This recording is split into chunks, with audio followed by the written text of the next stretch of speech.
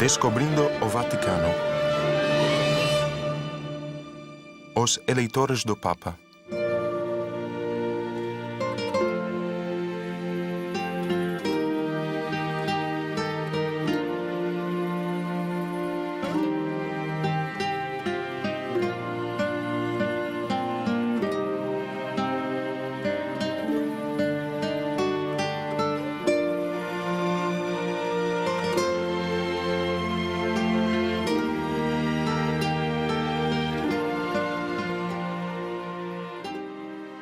É uma manhã de sol em Roma. As portas fecham-se no prédio perto da Praça de São Pedro. Indo para o trabalho, não se apressa. José Saraiva Martins raramente pode estar em casa onde se encontra a instituição que dirige. Congregação para a Causa dos Santos. Dom José é bispo da Igreja. Cardeal da Santa Igreja Católica.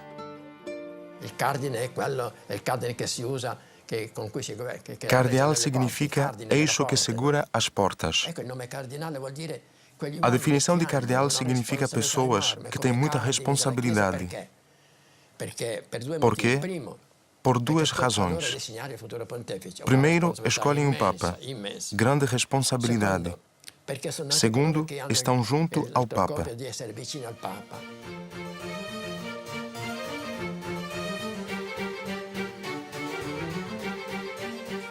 Perto de onde trabalha o Cardeal José, nos museus do Vaticano, está a Galeria de Mapas. Num deles, vemos Viterbo, cidade pertencente aos Estados da Igreja a 100 quilômetros de Roma. Qual é a ligação com o cardeal? A resposta encontra-se há 700 anos atrás.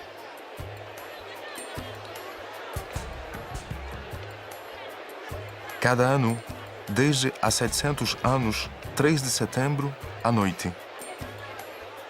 Em frente à porta medieval romana está uma torre de 30 metros. A torre é feita de aço, madeira e papel machê. É iluminada por lâmpadas e velas. A torre pesa 5 toneladas. Nela está pendurada a figura da Santa, Máquina de Santa Rosa, Torre de Santa Rosa. 130 homens escolhidos em concurso, chamados Facchini, carregam a torre pela rua principal na Praça da Santa.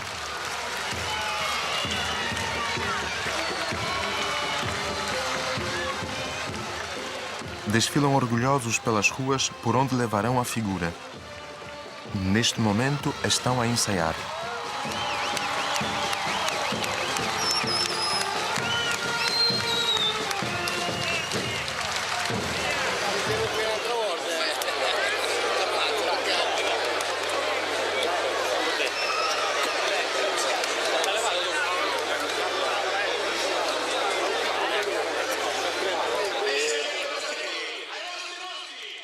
A celebração vai começar.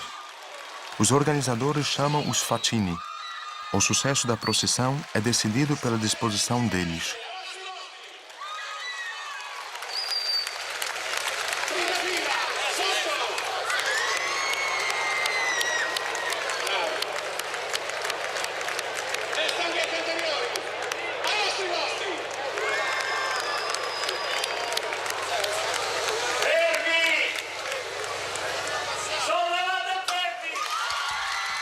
A cidade some na escuridão e somente as velas iluminam a torre. As casas reaparecem.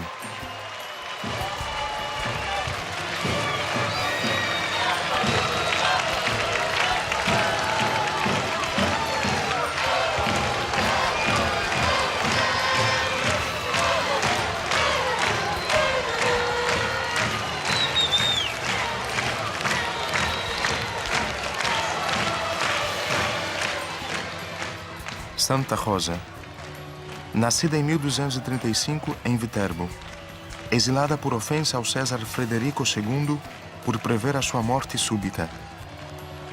Por ser pobre, não aceitaram no convento Divina Mãe Rosa. Famosa por milagres em vida, morreu aos 17 anos, na sua cela construída em casa. 200 anos depois, o Papa Calixto III canoniza. Viterbo, infelizmente, não entrou na história graças à torre. A fama começou em 1268, 16 anos depois da morte da santa. Nesse ano, quando morreu o Papa Clemente IV, 17 cardeais reuniram-se para escolher um sucessor. Para isso era preciso uma maioria de 12 votos.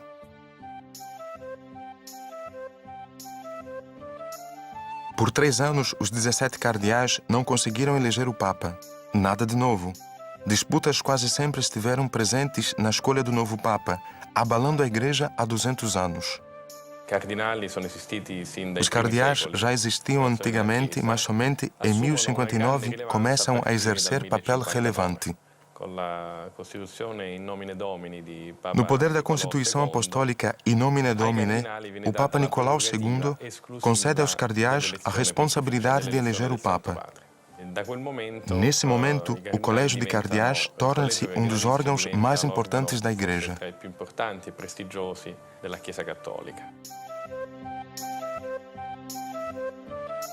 Stavano qui poi a Viterbo, stavano tranquilli. Ficaram aqui, em Viterbo, calmos. Deram-se conta que eles exerciam o papel do Papa. Dirigiam a Igreja, recebiam homenagens dos poderosos daquele tempo. Para eles, era bom assim. Os moradores de Viterbo dependiam da presença dos cardeais. Cada cardeal tinha um grupo de 300 pessoas. Excelente negócio para os moradores de Viterbo.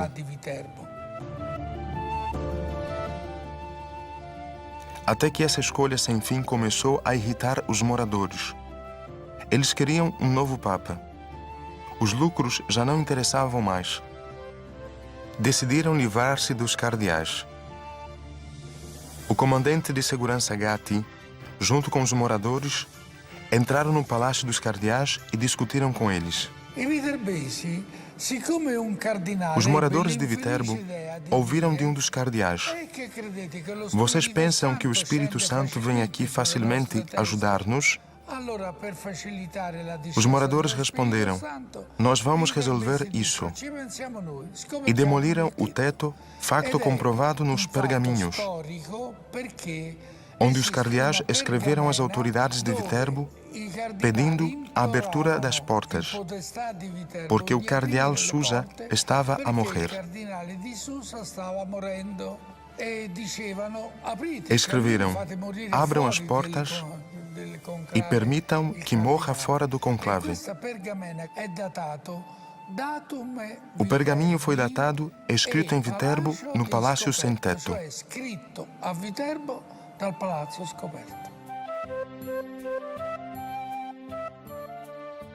A falta do teto não ajudou.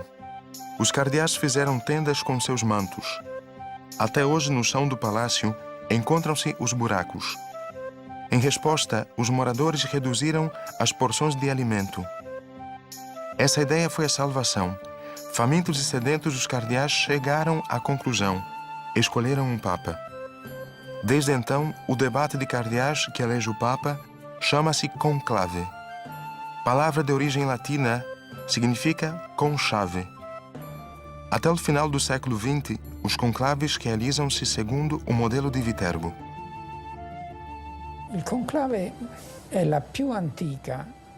Conclave é a mais antiga Assembleia Eleitoral, surgida na Idade Média, que dura até hoje. Por essa grandeza é que atrai a atenção mundial. É um grande acontecimento nos meios de comunicação. É importante salientar que essa antiga instituição funciona. Ultimamente, tem escolhido bons papas. Em 1939 morreu o Papa Pio XI. Em paralelo ao anúncio da morte, começaram os preparos para o conclave. Foi aberta a clausura para os cardeais. Parte do Palácio Apostólico foi dividida com paredes de madeira onde se encontravam tigelas para dar comida aos cardeais.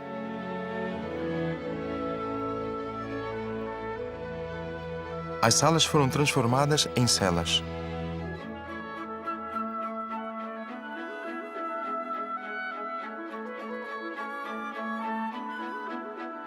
Na cozinha foi iniciado o armazenamento de comida e o pessoal extra foi necessário. Na capela foram postas cadeiras para os eleitores, sobre cada uma um baldaquino. Quando a eleição é feita, os baldaquinos caem. As portas fecham-se e, quando são trancadas, começa o conclave.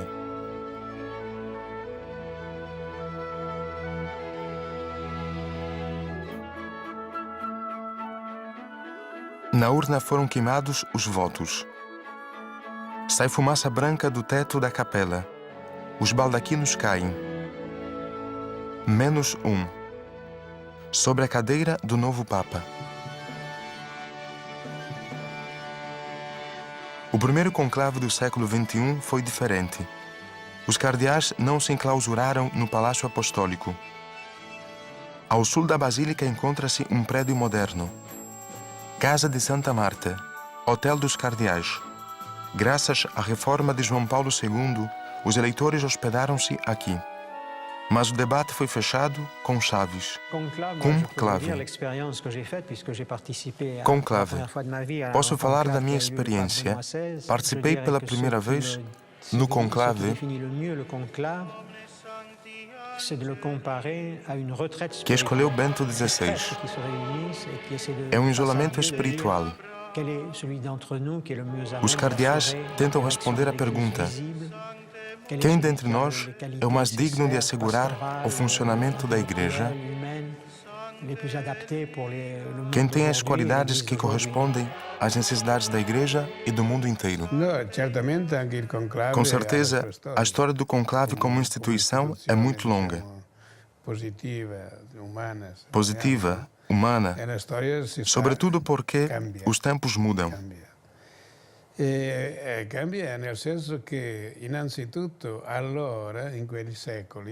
Da história sabemos que antigamente existiam menos cardeais. Nos conclaves daqueles tempos havia 30, 20 e até menos. O atual Colégio de Cardeais possui 120 membros.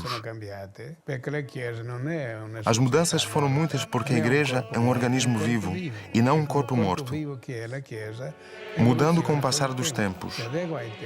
A Igreja adapta-se aos novos tempos. João Paulo II implantou um sistema de consulta com os cardeais não votantes, os que têm mais de 80 anos, e mudou a contagem dos votos. A reforma não mudou a importância do conclave. Quando o mestre de cerimônia diz Extra omnes. os restantes saem, nos tornamos testemunhas do procedimento que pode mudar a história da nossa civilização.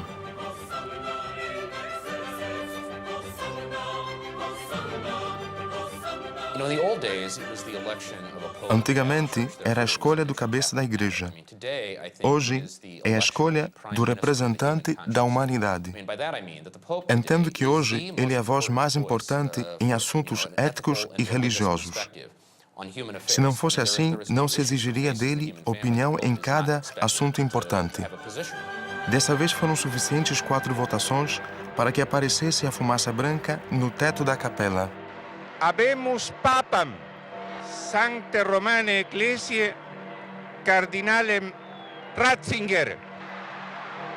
O cardeal José Ratzinger foi eleito o 265º sucessor de São Pedro. É lido o nome do cardeal que se torna Papa. É tornado público o novo nome adotado. É apresentado aos fiéis. Costume dos tempos em que o Papa era escolhido pelo povo romano.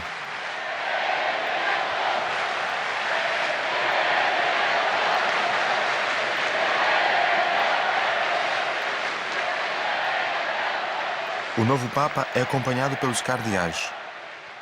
Daqui a um ano, um novo membro entra para o grupo.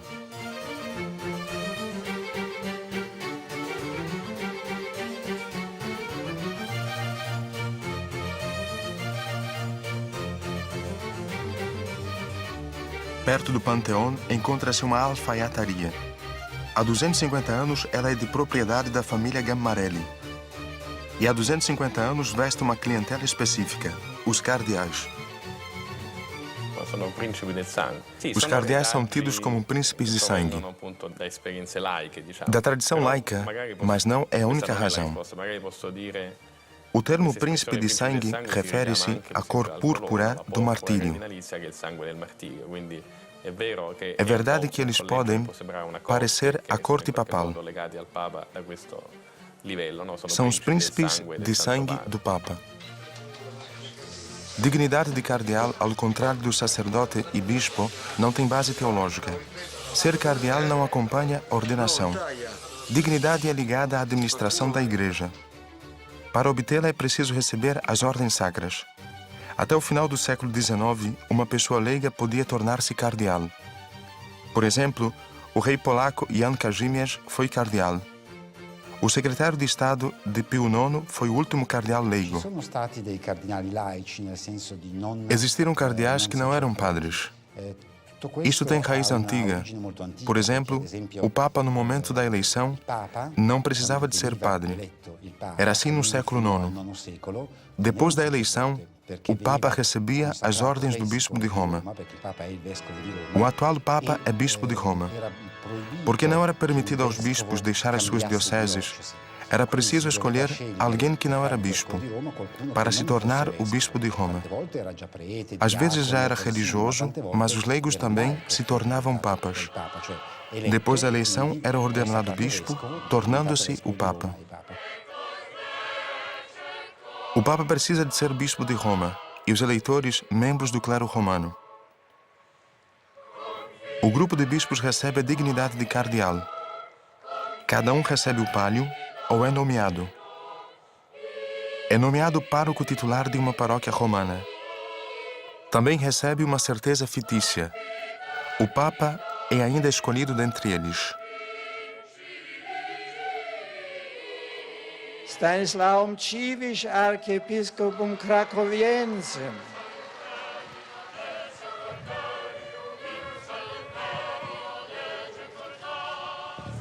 Ad honorem Dei Omnipotentis et Sanctorum Apostolorum Petri et Pauli, tibi committimus titulum Sancta Maria di Popolo, in nomine Patris et Filii et Spiritus Sancti.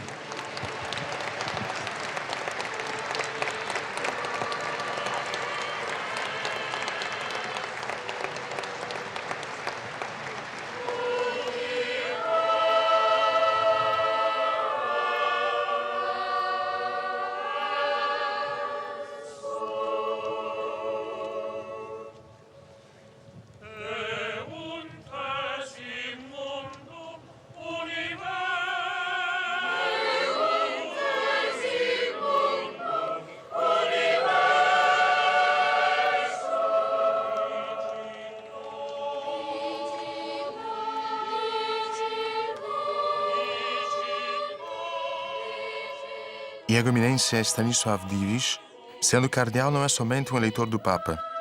Cardeal Dziwisz é um dos 120 cardeais que trabalham perto do Papa, que vão junto a ele dirigir a Igreja no mundo, a Diocese e a Cúria Romana.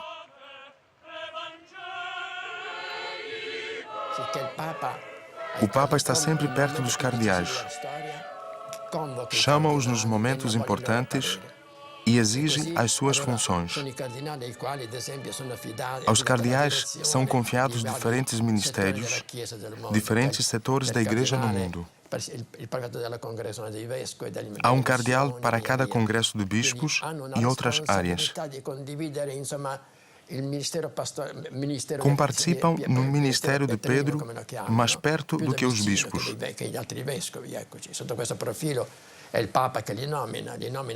O Papa denomina-os pessoalmente, pede opiniões, mas tem liberdade de decisão.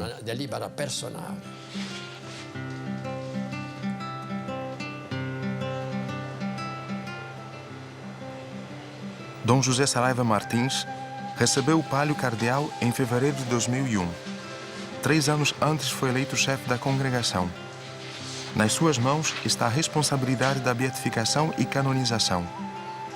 Ele e a sua congregação criam os beatos e santos da Igreja.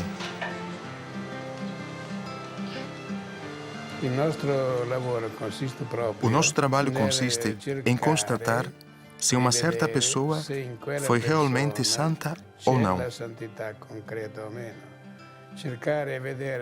Tentamos constatar se o milagre atribuído ao servo ou serva é mesmo um milagre, um fenômeno científico sem explicação à luz da ciência atual.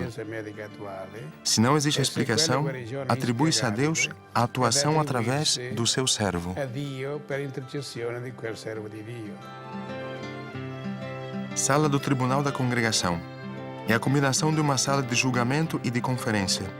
Como nos julgamentos temos aqui defesa, acusação e juiz. São analisados detalhadamente os últimos 10 anos da vida do candidato.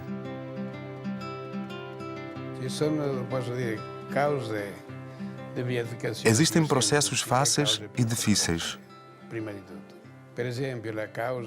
Por exemplo, o processo de uma freira que viveu em um convento é mais fácil do que o de um papa.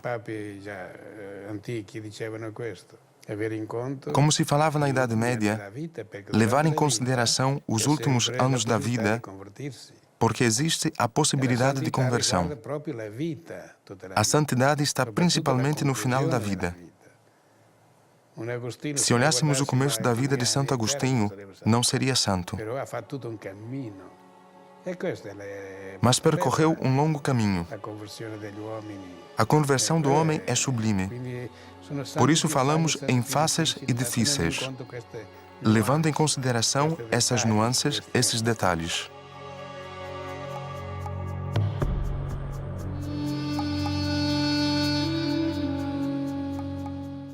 Arquivos da congregação, documentos de anos de pesquisa, atestados, depoimentos de testemunhas. O trabalho do cardeal é fazer perguntas e buscar respostas. Solucionar as dúvidas, aspirando pela verdade. Santos fáceis e difíceis. Santos antigos, Inácio de Loyola, criador da Ordem dos Jesuítas. Beata Catarina Emmerich, que inspirou Mel Gibson em Paixão de Cristo. E os santos atuais, Santa Faustina. No caso de Santa Faustina, resultou no exemplo de Catarina Emmerich. Catarina Emmerich, que foi beatificada, mas apareceram problemas na interpretação da sua visão. Semelhante a Faustina. Algum padre ou outra pessoa não acredita na visão. Normal. É preciso ver os pós e os contra até chegar à verdade. Que a visão é verdadeira e que quem negou e duvidou se enganou.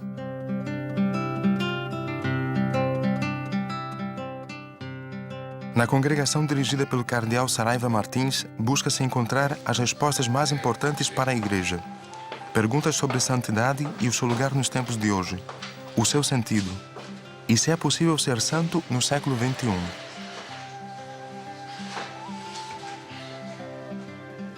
Como se pode diventar um santo? Como se tornar santo? Muito simples.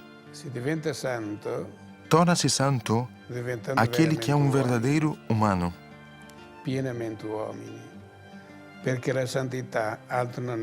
Santidade é humanidade. Dizemos que Cristo foi o homem perfeito, encarnação do Pai. Santidade não é forçada à humanidade. Ela é humanidade. Os santos foram muito humanos. Para se tornar santo, basta ser um homem genuíno. Basta soltanto cercare di diventare veramente uomini.